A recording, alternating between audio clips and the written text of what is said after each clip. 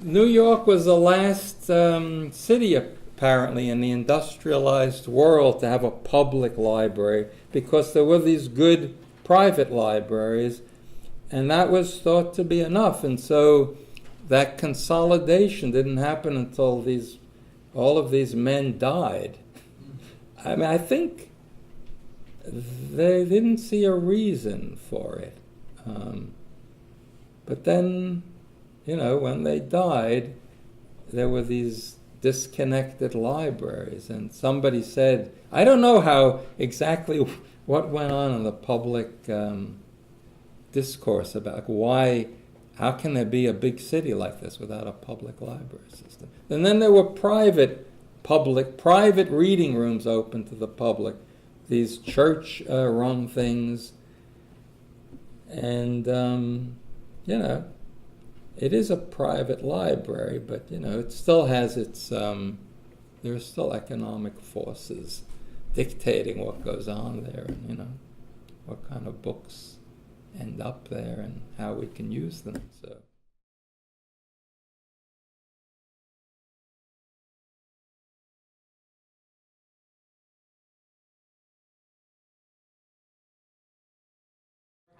I rarely bought new books not only because, I couldn't afford to buy as many new books as I wanted, and I always bought used books. I walked past the Strand every day at one point in my life for about 20 years, and just outside I would find all the books I needed. And so I always came in the middle of a book's life. When they used to buy a collection of books and put them all out in the street, and you'd see 200 books with from the library of so and so, I always felt I was coming in somewhere in the middle, and I sort of cut out the publisher by buying a used book.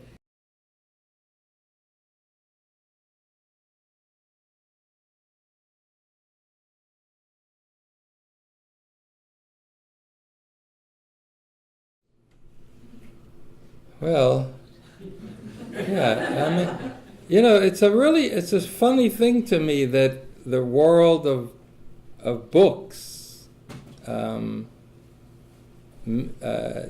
of mourns the passing of the physicality of a book. And what they mourn, they usually say, is we miss the smell of it and the turning of the page. But all physicality has been pushed out of the book already. So, they don't all miss that there are no pictures in the majority of books, that it's a whole world of books without images, and that there was this separation between, the people who used text and were really heavily text-based and people who made things. So that's what I mourn. The smell of the book is the last drop in the bucket of this vast loss of physicality in the world. So, but as far as acquiring books, I think it's always fun to get a book because you don't know what it is and whether it will, satisfy you in some way or pay off as a thing, and a lot of the books I bought when I walked past the Strand every day were books that I knew I couldn't buy, and they were usual or find easily in libraries. They were ephemera, magazines, things that libraries don't collect as well, and self-published books. There's this vast world of books that came out in very small crackpot books written by people, who had some grudge that they had to put into a book form. So these were not necessarily books I even wanted to read. A lot of it was looking at them as objects. And I understand. Buying a new book, that's not quite I always liked the idea that these were books that had been through somebody else's hand, and that's why I liked libraries. The idea of stains in books and records of But, it's... but anyway, I'm not the best read person in the world. I mean, I looked at things more at some point. And as I said, many times that I went to the library to research something, I was just driven back out into the street. And I said, I'm going to find what I need in the coffee shop on the corner. I can't find it in this place.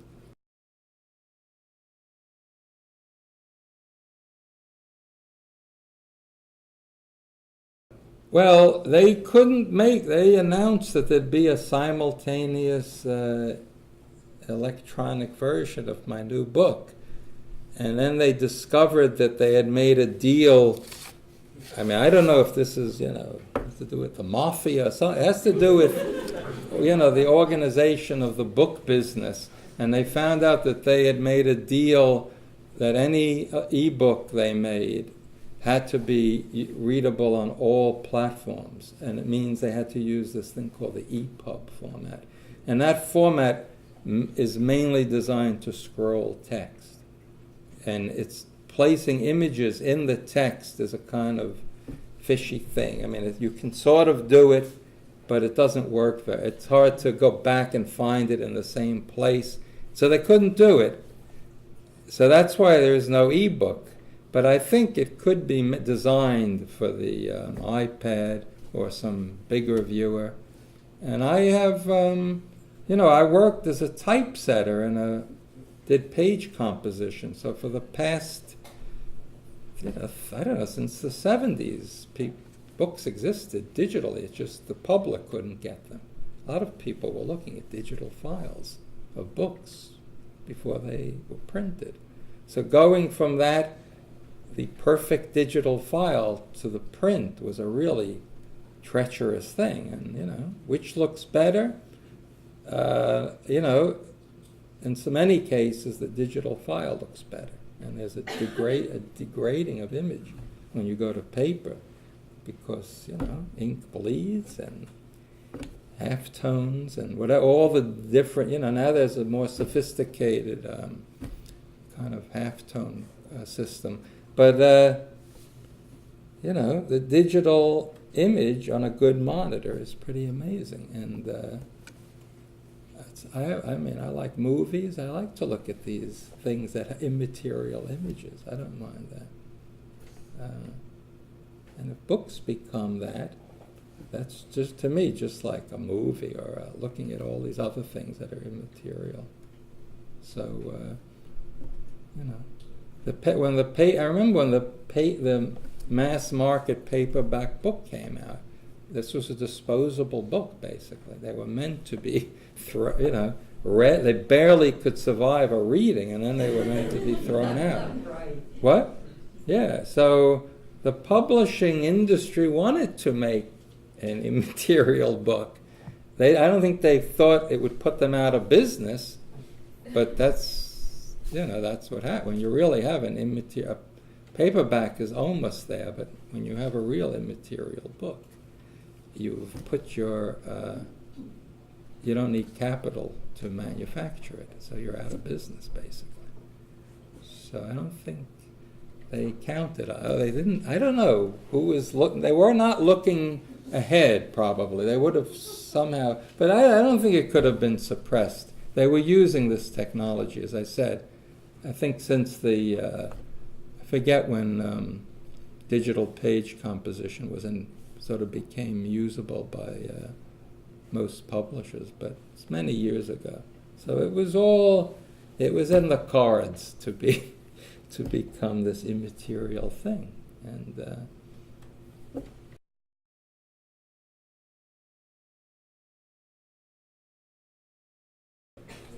well, I see it as this completely lopsided way to approach the world. I mean, I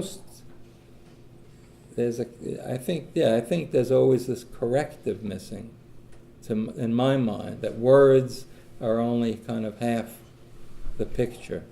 So when you hear me speak, I'm already adding this gigantic physical component. And I like theater and movies and even in illustrated books where you can see what someone's saying and then either refute it or confirm it with an image and then make sense of the image by reading the text. The images are completely misleading without text. I'm not in favor of pure painting either. So I find that a completely crazy thing too. I think you need both. Somehow working in conjunction, some mechanical conjunction. And that's what theater is, and that's what comics are and movies. All of those mixed, those multimedia things that people seem to like now. So, and it's a rare novelist who won't sell his the rights to his book to the movies. There were some, but that's a dying breed, I think. Yeah.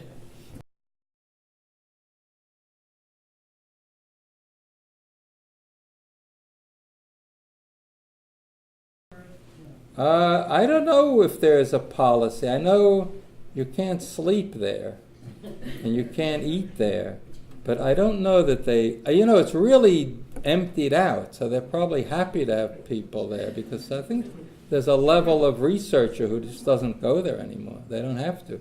That's one of the themes of our opera, this man who uses it as a place to sleep. And, it is.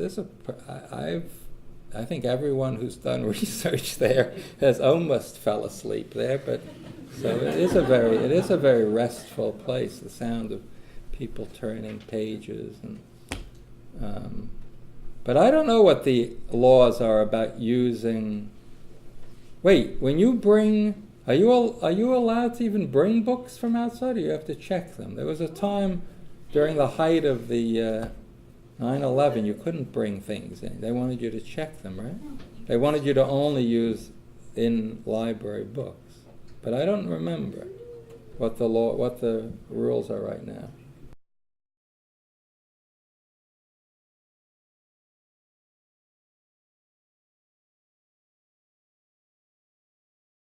Smelling the books? Oh, if you're smelling? Oh, physically smelling. The person smelling. I don't think they throw you out. They'll just wake you up if you fall asleep. I don't think you're instantly thrown out. No, they just wake you up.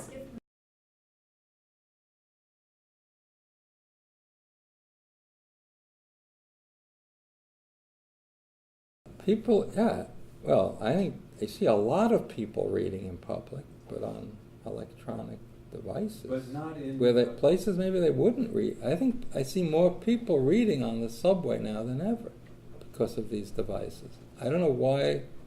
It's just easier to carry maybe than a book. That's what I notice. But most people with devices in their hand are not reading, they're playing games. But of the people who are reading, it's a part of, there are people reading. And what do they do? Well, reading in literally in the subway is different than reading in a reading room. So, but I know I had this strange occurrence. I went up to the Center for Book Arts, in the 20s, this place where you can go to learn how to make books, typesetting. Hot metal typesetting and bookbinding and printing. And I got off the elevator, and there was their offices there, and everyone there was just looking at a monitor. So nobody was looking at a book anymore. And that's in the Center for Book Arts. At least they'd be feeling them or cracking them open.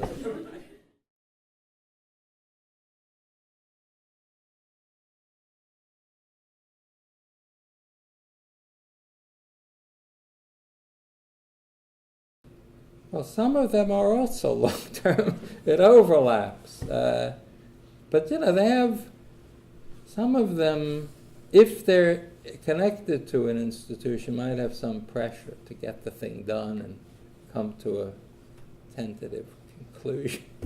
But if you don't have that pressure, then you want to follow your subject until it's exhausted, and that's the risky. Those are the people who, really put their life on the line, because that can take a long time.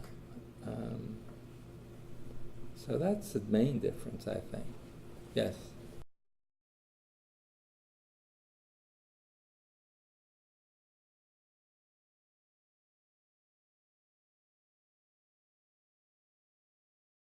Book use, yeah. Bookmark. Yeah, well, a lot of them migrated to the electronic. All of these, up to this ridiculous thing of the sound of a page turning, which is just the strangest thing in the world to me, but that anybody would want to simulate that when you can just, I don't know. People like to play with it. There's this terrible story about this baby who crawled over to a printed image and tried to make it bigger with, babies now think you can just grab an image and do things with it. And it didn't work, it was broken. It was devastated. But, yeah.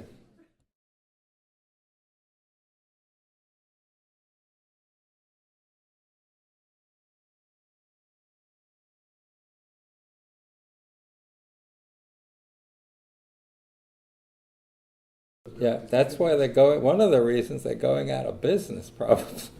It became a place to have, coffee and look at 100 books. So it always seemed like a really improbable idea of this gigantic place where you could sit and eat and look at new books, and that it would ever add up to a business. And, we know that it was in part a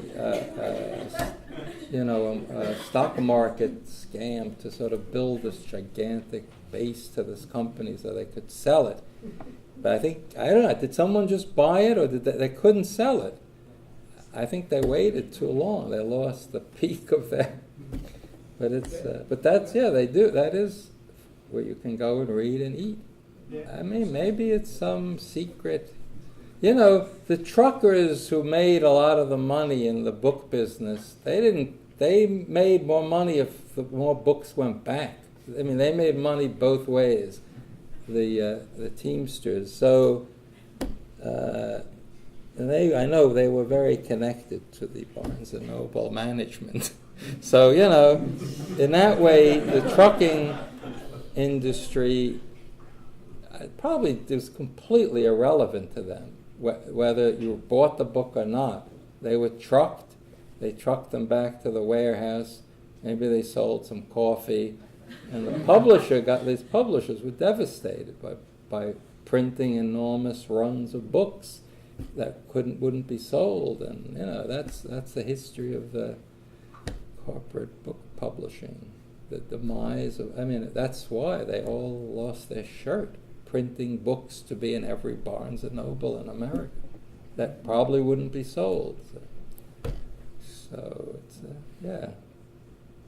So in a candy store, the guy would throw you out if you couldn't just stay there all day eating a candy, looking at, and they'd throw you out. They'd say, "This is not a reading room."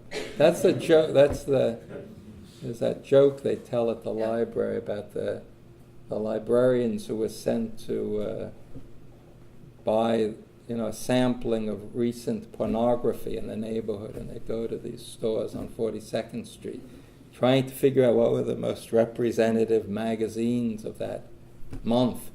And the guy there would see them browsing and say, "Look, this is not a public library. What are you doing here?" It's an incredibly funny story.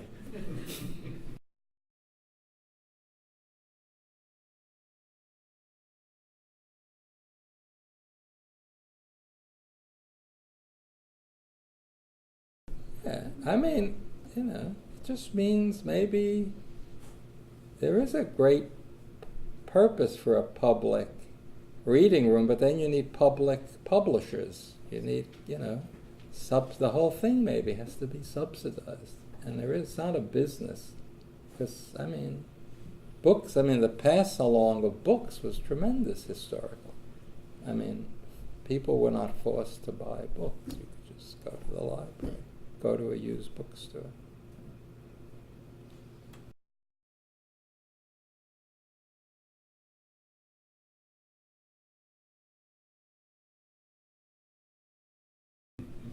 A lot of people put, covers. They didn't want you to know what they were reading. But probably there's a device you can get, like a Bluetooth device that will let you know the Kindles in your proximity or what the books are being read within 100 feet of you.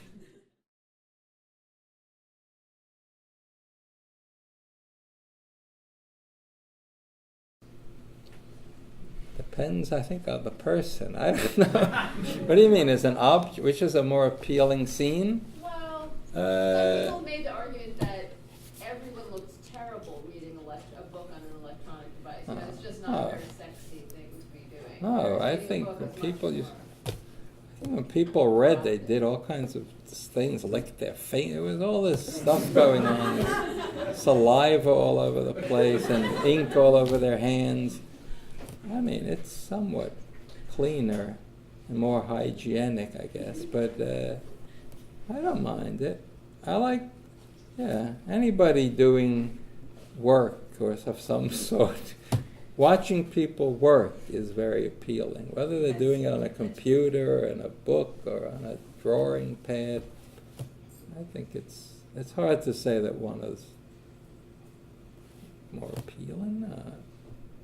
I worked in, I think it may be because I've been using these kinds of computers for so long, I was just always, so that I couldn't wait until people could just, why go through all this trouble of printing this thing when there it is, and it's, you could put it away, it didn't take up room. I don't know, so I don't have this, it didn't sort of come on me recently, the idea of digital files or other even before digital typesetting, there were photo typesetting systems with storage devices. So it's an old technology. It's just now everybody has access to it. Like everybody wants a washing machine. I mean, you want to bring back scrub boards? I don't know. I think all the great things about it, seem to outweigh the loss of smell. That's the least of it to me. But that's, anybody else? How many of you read in library? Yeah, this must be a group of scholars or people studying things who do use the libraries. But anyway, thank you.